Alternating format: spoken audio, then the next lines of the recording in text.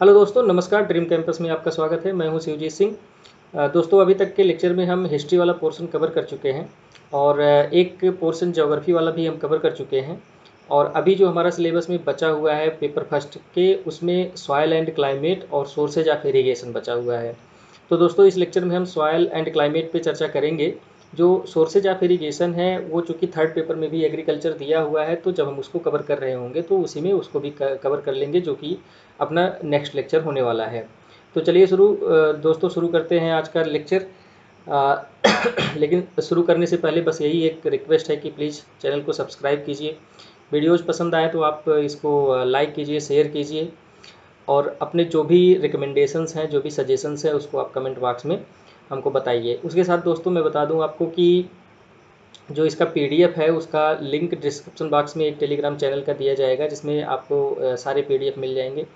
अभी 1 bye 1 lecture के PDF आपको मैं अवेलेबल करवा रहा हूँ, लेकिन सारे लेक्चर ख़त्म हो जाने के बाद हम आपको एक साथ सारी पीडीएफ भी प्रोवाइड करवा देंगे। तो इसके लिए आप हमारा टेलीग्राम चैनल ज्वाइन कर लीजिए और वहाँ से इस लेक्चर के अलावा और भी चीज़ें जो हैं हमारे पास, उसका भी पीडीएफ आप वहाँ से प्राप्त कर सकते हैं। तो चलिए दोस्तों शुरू करते हैं खैर आज का लेक्चर। इसमें सबसे पहले हम देखते हैं कि सॉयल ऑफ उत्तर प्रदेश के बारे में एक थोड़ा सा जनरल नॉलेज ये है कि ये एलोबियल सॉयल है। पूरा अगर होल टर्म में आप देखिए तो ये एलोबियल सॉयल है।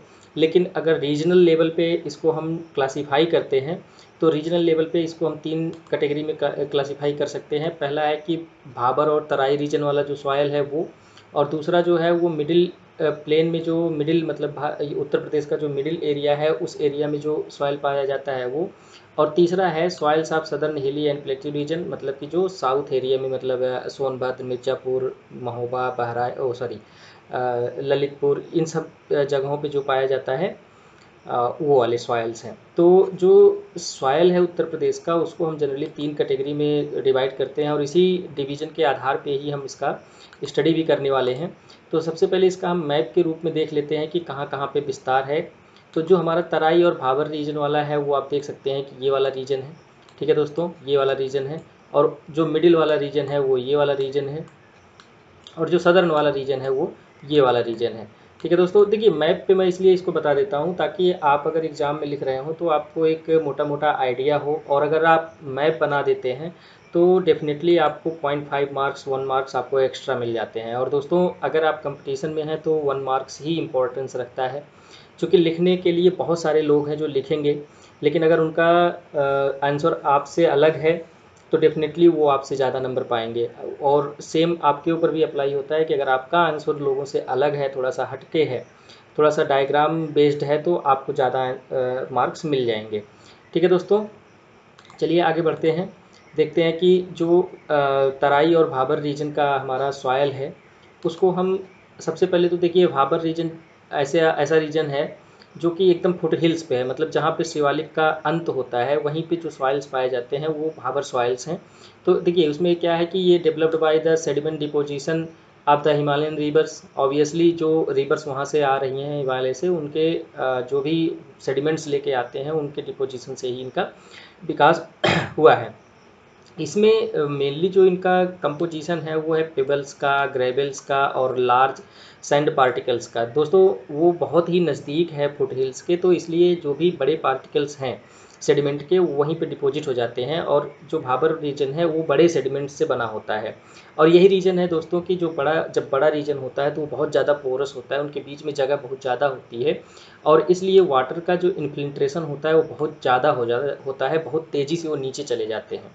इसी वजह से दोस्तों उस रीजन का जो सरफेस सॉइल है उसमें वाटर की कमी हो जाती है, और जिसकी वजह से वहाँ पे कल्टीवेशन करना बहुत ही मुश्किल हो जाता है। ठीक है दोस्तों, उसके बाद जो होता है वो है तराई रीजन का, मतलब भावर से आप थोड़ा सा और नीचे बढ़ेंगे, मतलब यूँ कहे कि साउथ एरिया में बढ़ेंगे तो आप पाएंगे तराई रीजन के सॉइल्स।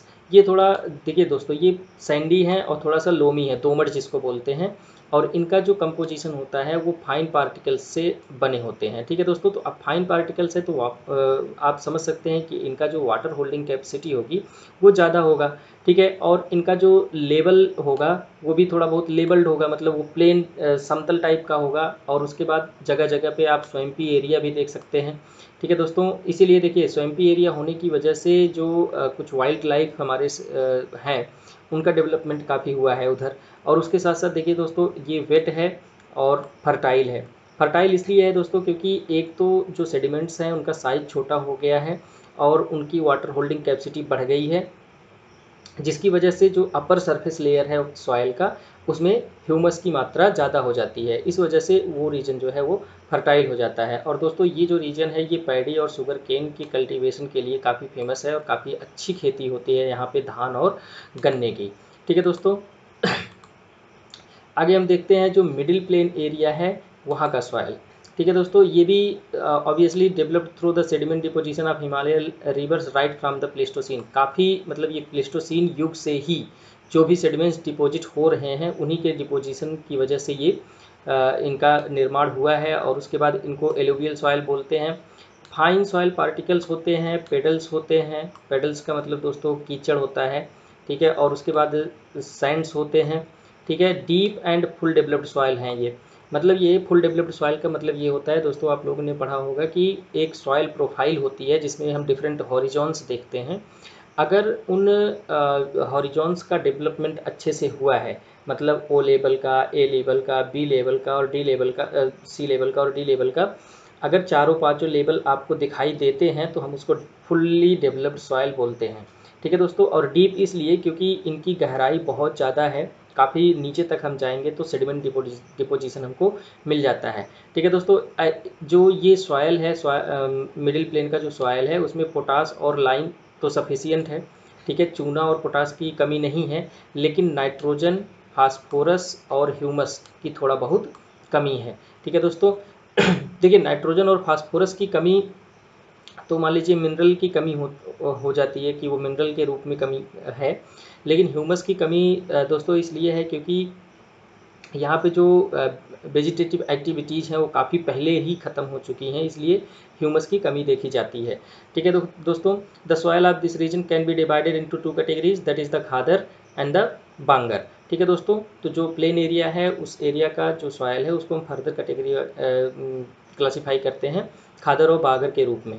तो जो खादर एरिया है इसको हम न्यू एलुवियल सॉयल भी बोलते हैं। क्यों? क्योंकि एवरी ईयर जब फ्लड आता है तो अपने साथ नई मिट्टी ले आता है, नई सेडिमेंट्स ले आता है और डिपॉजिट कर देता है। ठीक है दोस्तों, तो इनका डेवलपमेंट हर साल होता है, इसलिए हम इसको बोलते हैं न्यू एलुवियल सॉयल। ठीक है दोस्तों, तो change in structure every year because of flood. फिर इनका जो कलर होता है ये थोड़ा सा लाइट कलर का होता है। ठीक है दोस्तों, पोरस होता है ये, और वाटर होल्डिंग कैपेसिटी है बांगर से ज़्यादा। ठीक है दोस्तों, जो अभी अगला क्लासिफिकेशन हम देखने वाले हैं जिसका जो बांगर है उससे ज़्यादा वाटर होल्डिंग कैपेसिटी खादर की होती है। अब ये sufficient in lime, potash, magnesium and the organic elements. ठीक है दोस्तों, देखिए इतना जो इन्फॉर्मेशन है, अगर आप इसमें से कुछ भूल भी जाते हैं तब भी बहुत ज़्यादा मैटर नहीं करता है, लेकिन कोशिश करिए कि इस क्लासिफिकेशन के रूप में आप इसको लिखिए तो आपको काफ़ी फ़ायदा हो पाएगा एग्ज़ाम में।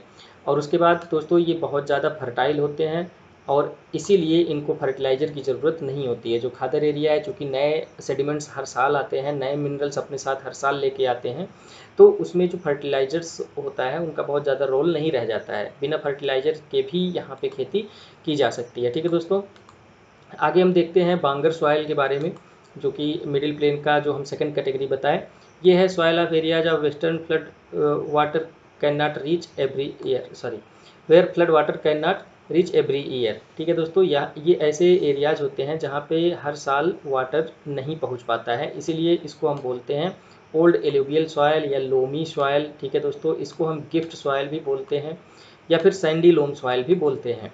Example of mature and deep soil. Mature soil वही वापस से दोस्तों, अगर जो पांचों रीजन्स हैं प्रोफाइल सॉयल प्रोफाइल के, अगर उस पांचों प्रोफाइल का प्रॉपर डेवलपमेंट हुआ है जितना होना चाहिए तो हम उसको मेच्योर सॉयल बोलते हैं। ठीक है दोस्तों, due to continuous cultivation from time immemorial they have lost their fertility.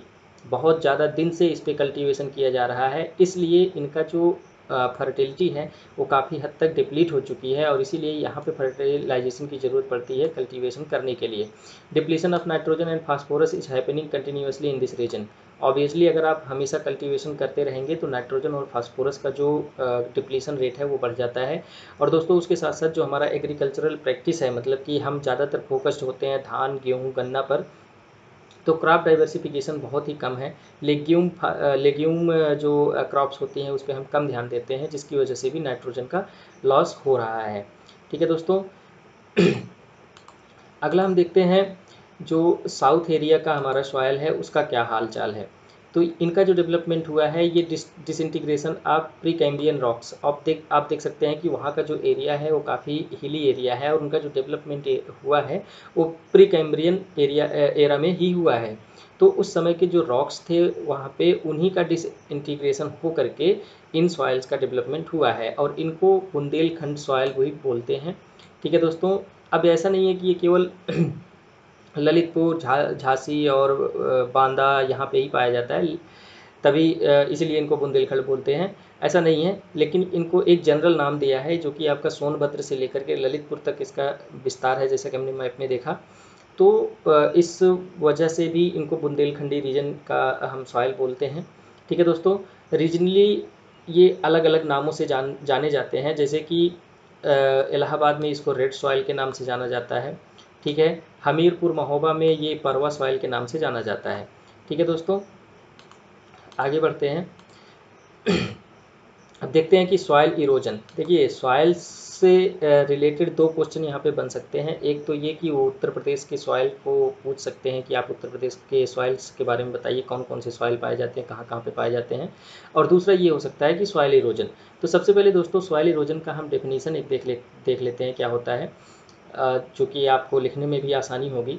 Removal of fertile upper layer of the soil by action of wind and water is called geological erosion. दोस्तों जो naturally happen होता है कि जो fertile layer है ऊपर का, अगर वो रिमूव हो जाता है विंड और एयर के एक्शन से, तो हम उसको सॉइल इरोजन बोलते हैं। ठीक है दोस्तों। तो जो जियोलॉजिकल इरोजन है ये नेचुरल इरोजन है, इसमें ह्यूमन का बहुत कम कंट्रोल है और बहुत कम ही रोल है।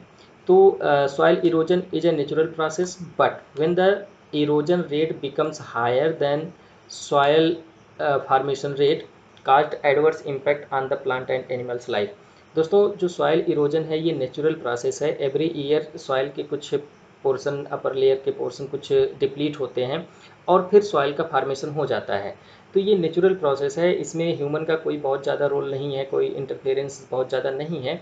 लेकिन जब सॉइल इरोजन का रेट सॉइल के फार्मेशन के रेट से ज़्यादा हो जाता है तब ये एडवर्स इम्पैक्ट डालने लगते हैं, किसके ऊपर, ह्यूमन और एनिमल के लाइफ के ऊपर। और दोस्तों जो इसका रेट एक्सेलरेट होता है, एक्सीड होता है, इसमें ह्यूमंस का रोल बहुत ज़्यादा होता है, इसीलिए हम सॉइल कंजर्वेशन को पढ़ते हैं। Soil erosion involves two process. Soil erosion में दो प्रोसेस होता है। एक तो ये होता है loosening and detachment of the soil particles from the soil मास। सबसे पहले तो जो अपर लेयर है उनका डिटैचमेंट होता है सॉइल लेयर का, सॉइल पार्टिकल का, और उसके बाद उनका रिमूवल और ट्रांसपोर्टेशन होता है। दोस्तों अगर सॉइल इरोजन होने के बाद मान लीजिए डिसइंटीग्रेट होकर के वो पार्टिकल वहीं पे रह जाते हैं तो फिर सॉइल इरोजन का कोई हमको नुकसान नहीं है। फिर वो चूँकि अब वहीं पे है तो वो वापस से सॉइल के रूप में वो डेवलप होगा और फिर से वो सॉइल फर्टाइल ही रहेगी। लेकिन जो सेकेंड प्रोसेस है removal and transportation of detached soil particle, इससे क्या होता है कि जो हमारा डिटैच्ड पार्टिकल है उनका रिमूवल हो जाता है, वो अपने स्थान को छोड़ करके दूसरे स्थान पर चले जाते हैं। तो दोस्तों दूसरे स्थान पर जाने की वजह से जो सॉइल प्रोफाइल का डेवलपमेंट होता है वो नहीं हो पाता है प्रॉपर। इस वजह से ये हमारे लिए एडवर्स इम्पैक्ट डालते हैं। ठीक है दोस्तों। आगे बढ़ते हैं।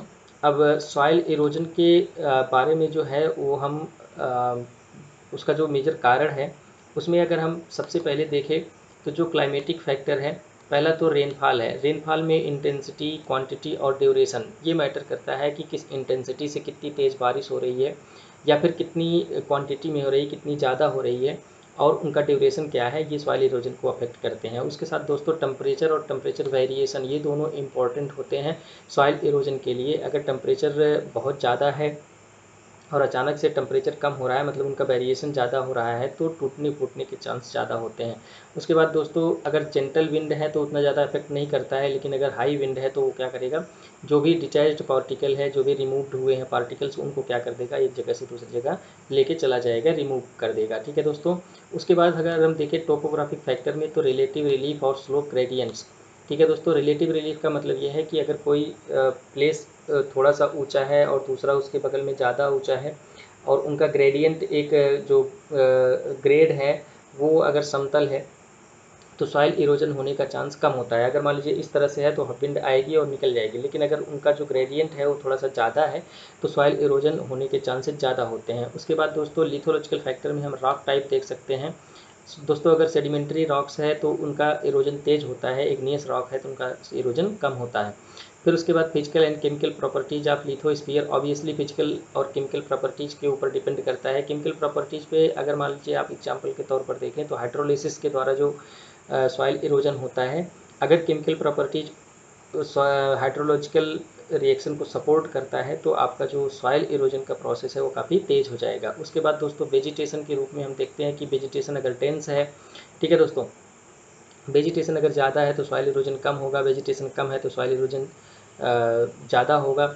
और उनका जो नेचर है मतलब कि आपके पास क्या है, झाड़ियाँ हैं, ग्रासेस हैं या बड़े ट्रीज़ हैं, उस पर डिपेंड करता है कि आपका सॉइल इरोजन कितना होगा, ज़्यादा होगा या फिर कम होगा। उसके बाद दोस्तों मोस्ट इंपॉर्टेंट फैक्टर जो है वो हमारा ह्यूमन मेड है, मतलब एंथ्रोपोजेनिक जो फैक्टर्स है यही हमारे लिए सबसे ज़्यादा इम्पोर्टेंट है। और हम जब सॉयल कंजर्वेशन करते हैं तो हम इसी पे ज़्यादा फोकस करते हैं। सबसे पहले ह्यूमन जो फैक्टर है उसमें है लैंड यूज चेंजेस दोस्तों। जहाँ पे एग्रीकल्चर होता था अब उसका विस्तार हो गया है, ठीक है दोस्तों। वनों जंगलों को काट करके हम एग्रीकल्चर कर रहे हैं। ऐसे में क्या हो रहा है कि ट्रीज का लॉस हो रहा है और उसके बाद केवल एग्रीकल्चर ही नहीं बल्कि हम वनों को जंगलों को काट करके इंडस्ट्री लगा रहे हैं, घर बना रहे हैं, तो इसको हम बोलते हैं लैंड यूज चेंज। ठीक है दोस्तों, इसकी वजह से क्या हो रहा है, सॉइल इरोजन का जो पेस है, जो स्पीड है, जो रेट है, वो काफ़ी तेज़ी से इंक्रीज हो रहा है। उसके बाद दोस्तों फार्म प्रैक्टिसेज चेंजेज, मतलब कि फार्मिंग का जो तरीका है, जो कल्टीवेशन करने का तरीका है, उसमें भी काफ़ी चेंजेज हम कर रहे हैं जिसकी वजह से सॉइल इरोजन बढ़ रहा है। उसके बाद construction and building activities. Obviously दोस्तों हम जंगल के बीच में से कंस्ट्रक्ट करके रोड कंस्ट्रक्ट कर रहे हैं या फिर कोई बिल्डिंग वहाँ पे बना दे रहे हैं या फिर कोई भी माइनिंग वगैरह का काम हो रहा है, तो ये सब चीज़ें भी क्या कर रही हैं, सॉइल इरोजन के रेट को इंक्रीज कर रही हैं। उसके बाद दोस्तों मैनेजमेंट मेजर्स। दोस्तों जो भी जंगल हैं हमारे पास, हमने इसके पहले भी देखा था फॉरेस्ट मैनेजमेंट में कि जो भी हमारा मैनेजमेंट करने का तरीका है उसमें क्या है, ना तो कोई एक्सपर्ट है, ना तो कोई ट्रेंड है, और ना ही जो रेगुलर रिव्यू होता है वो हो रहा है, या फिर कोई जो पॉलिसीज़ हैं उसको स्पिरिट में इम्प्लीमेंट नहीं किया जा रहा है, जिसकी वजह से क्या हो रहा है, सॉइल इरोजन को हम कंट्रोल नहीं कर पा रहे हैं। तो जो ये मेन फैक्टर्स हैं एंथ्रोपोसेंट्रिक, जब हम सॉइल कंजर्वेशन करेंगे तो हमारा जो मेन फोकस होना चाहिए वो इसी पे होना चाहिए। ठीक है दोस्तों, तो सॉइल कंजर्वेशन की अगर हम बात करें तो सॉइल कंजर्वेशन का जो मेन ऑब्जेक्टिव होता है दोस्तों वो क्या क्या होना चाहिए। सबसे पहले तो protection of the surface from the rain drop. आप कोशिश कीजिए कि जो सॉइल सरफेस है उसको रेन ड्रॉप के डायरेक्ट कांटेक्ट से आप बचाइए, ताकि चूँकि देखिए क्या होता है कि जो बूंदें आती हैं, बारिश की बूंदें जब आती हैं तो वो सॉइल पार्टिकल्स को डिटैच कर देती हैं। ठीक है दोस्तों, वो जो सरफेस से जुड़े हुए हैं उनको वहाँ से अलग कर देती है। तो हमारा जो पहला ऑब्जेक्ट होता है वो यही होता है कि जो सरफेस है उसको हम रेन ड्रॉप से बचाएं ताकि डिटैचमेंट को हम रोक पाएँ। उसके बाद दोस्तों जो इन्फिल्ट्रेशन रेट है, मतलब कि इन्फिल्ट्रेशन का मतलब ये कि जो वाटर आपका सरफेस पे आ रहा है वो नीचे चला जाए, रिसाव उसका बढ़ जाए। ठीक है दोस्तों, तो इससे क्या होगा कि ग्राउंड वाटर के रूप में जो सरफेस वाटर है वो चला जाएगा और जो सॉइल इरोजन है वो उसका रेट जो है काफ़ी कम हो जाएगा। उसके बाद decrease on the volume and velocity of over land flow. जो लैंड के ऊपर फ्लो हो रहा है अगर वो फ्लो बहुत तेज़ी से होगा तो सॉइल का इरोजन होने का चांस ज़्यादा होता है। अगर उसके वेलोसिटी को हम थोड़ा सा कम कर देंगे तो जो सॉइल इरोजन होगा वो कम हो जाएगा। उसके बाद reduction in erodibility of soil, increase in the resistance of soil against erosion by modifying physical and chemical properties of the soil. Physical और केमिकल प्रॉपर्टी जो सॉइल की है उसको हम कुछ इस तरह से चेंज कर दें कि उनका जो इरोडेबिलिटी है, मतलब इरोजन होने का जो चांसेस है वो थोड़ा सा कम हो जाए। लेकिन दोस्तों ये सब तो हमारे ऑब्जेक्टिव हो गए, लेकिन सॉयल कंजर्वेशन करने से पहले हमको कुछ ग्राउंड वर्क करना चाहिए जो कि बहुत इंपॉर्टेंट होता है। उसके अभाव में क्या होगा कि आप जो भी पॉलिसीज़ बनाएंगे वो अच्छे से काम नहीं कर पाएगा। तो हमको क्या करना चाहिए, सबसे पहले हमको एक्सटेंसिव सर्वे करना चाहिए अफेक्टेड एरिया का। जो एरिया सबसे ज़्यादा जो सॉयल इरोजन से प्रभावित है उसको क्या करना चाहिए, हमको पहले उनका सर्वे करना चाहिए और उनको कैटेगराइज कर देना चाहिए कि कौन सा एरिया सीवियरली अफेक्टेड है, कौन सा एरिया मॉडरेटली अफेक्टेड है और कहाँ पे लो इरोजन एरिया है।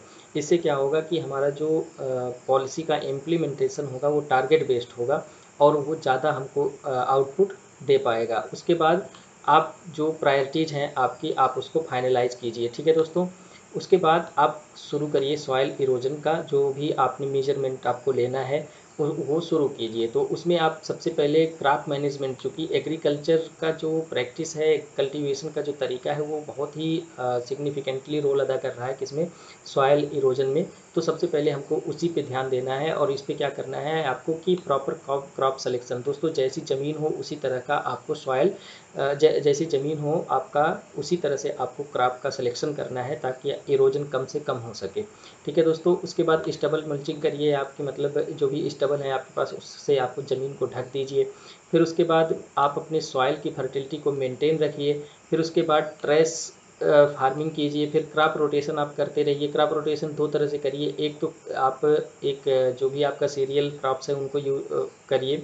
उसके बाद आप लेग्यूम क्रॉप्स का करिए। उसके साथ साथ दोस्तों देखिए, कुछ क्रॉप्स ऐसे होते हैं जो सॉइल इरोजन को बढ़ावा देते हैं और कुछ क्रॉप्स ऐसे होते हैं जो सॉइल इरोजन को डिमोट करते हैं। तो आप इन दोनों को अल्टरनेटिवली यूज़ कीजिए। अब आप कहेंगे कि अल्टरनेट क्यों, हम सॉइल जो डिमोट करने वाले हैं उन्हीं को हम क्यों ना यूज़ करें।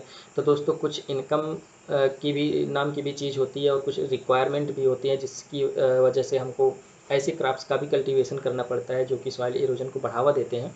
तो लेकिन ये है कि आप उनको रोटेटली यूज कीजिए, रोटेटली आप कल्टीवेट कीजिए, तो इससे सॉइल इरोजन का जो इम्पैक्ट है वो काफ़ी कम हो जाएगा। फिर उसके बाद high use of legume crops. Obviously legume crops की जो जड़ें होती हैं वो सॉइल को बांध के रखती हैं, तो इसकी वजह से सॉइल इरोजन कम होगा। उसके बाद सेवरल क्रॉप कॉम्बिनेशन। आप ऐसा नहीं कि केवल गेहूँ और चावल ही का आप कल्टीवेशन कीजिए, बल्कि आप अपना जो क्रॉप है उसको डाइवर्सिफाई कीजिए। फिर उसके बाद सोशल और एग्रो फॉरेस्ट्री को बढ़ावा दीजिए ताकि आपका जो एग्रीकल्चरल लैंड है वहाँ पे भी थोड़ा बहुत ट्री लगाया जा सके, थोड़ा बहुत पेड़ पौधे लगाया जा सके, ताकि वो दो, एक तो सॉइल इरोजन को जो सरफेस रन ऑफ है उसको कम कर देगा और इन्फिल्ट्रेशन को बढ़ा देगा। इससे सॉइल इरोजन क्या हो जाएगा आपका, कम हो जाएगा। ठीक है दोस्तों, उसके बाद आपका जो मीजर होना चाहिए वो है मैकेनिकल मीजर। मैकेनिकल मीजर में दोस्तों वही वापस से हम देखेंगे कि कंटूर फार्मिंग कीजिए, टाइट फार्मिंग की टाइट रिजिंग कीजिए, क्रिस क्रॉस प्लाविंग कीजिए। मतलब क्रिस क्रॉस प्लाविंग का मतलब एक बार इस तरह से जोतिए खेत को, फिर इस तरह से जोतिए खेत को। तो इससे क्या होता है कि सॉइल का जो मूवमेंट हो जाता है वो सॉइल, आप अगर इस तरह से जोते हैं, इस तरह से जोते हैं, तो जो इधर वाला सॉइल आ रहा होगा उसको इस इधर वाले जो रिजेज बने होंगे उसको रोक लेंगे। ठीक है दोस्तों, फिर उसके बाद आप टेरेसिंग कर सकते हैं। फिर उसके बाद गली जो बन जाते हैं ज़्यादा सॉइल इरोजन होने की वजह से, उनको आप प्लग कर दीजिए किसी मैकेनिकल मेथड से।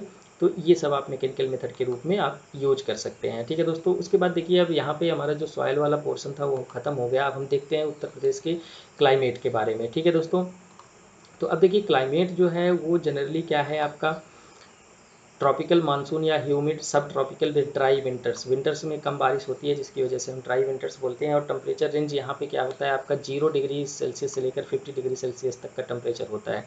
3 तरह के सीजन्स पाए जाते हैं जो कि समर, विंटर और रेनफॉल का है। देखिए दोस्तों क्लाइमेट में बहुत ज़्यादा स्कोप नहीं है क्वेश्चन पूछने का, एक जनरल ओवरव्यू आप यहाँ पे लेके रखिए। ठीक है दोस्तों, अगर हम समर सीजन की बात करें तो यहाँ पे जो टेम्परेचर होता है 45 degree Celsius to 48 degree Celsius हो जाता है। मार्च से मई तक इसका स्पैन होता है। और जो उस समय का सीज़न होता है वो हॉट एंड ड्राई होता है। ठीक है, डस्ट लेडन इन स्टॉर्म्स चलते हैं, हवा चलती है, धूल भरी आंधियाँ चलती हैं और लो रिलेटिव ह्यूमिडिटी होती है। ह्यूमिडिटी बहुत ही कम होती है जिसकी वजह से बारिश होने के चांसेस बहुत कम होते हैं। उसके साथ दोस्तों विंटर सीजन का आप देख सकते हैं 0 डिग्री से 4 डिग्री सेल्सियस तक का आपका टेम्परेचर होता है। अक्टूबर से फरवरी तक इनका टाइम स्पैन होता है। और जो भी मौसम होता है वो काफ़ी फॉगी होता है, मतलब कि आपको हमेशा कोहरा मिलेगा। ठीक है दोस्तों, देखिए, आप क्लाइमेट के बारे में आप उत्तर प्रदेश में रह रहे हैं तो इसको बहुत आसानी से लिख सकते हैं, इसमें बहुत ज़्यादा बताने की ज़रूरत नहीं है। उसके बाद दोस्तों तीसरा जो सीज़न होता है वो रेनी सीज़न होता है, ये जून से लेकर सितंबर अक्टूबर तक चलता है। इसका जो मेन रेनफॉल है हमारा, वो कहाँ से मिलता है, बंगाल ब्रांच ऑफ मानसून से, ठीक है। और जो बंगाल ब्रांच ऑफ मानसून होता है ये दोस्तों, इसका एक पोर्शन जो है बी मिडिल प्लेन से बारिश करते हुए वेस्टर्न पार्ट में निकल जाता है, जबकि दूसरा पार्ट जो होता है वो हिमालय से ही टकरा करके वापस आ जाता है और उत्तर प्रदेश के ईस्टर्न रीजन में बारिश करता है। और यही कारण है दोस्तों कि जो उत्तर प्रदेश है उसका जो ईस्टर्न रीजन है वहाँ पे ज़्यादा बारिश होती है और ज़्यादा दिन तक बारिश होती है, ठीक है दोस्तों। जो अदर सोर्स ऑफ रेनफॉल है वो है वेस्टर्न डिस्टर्बेंस, ये ठंडी के मौसम में हर साल होता है, आप इसको देख सकते हैं।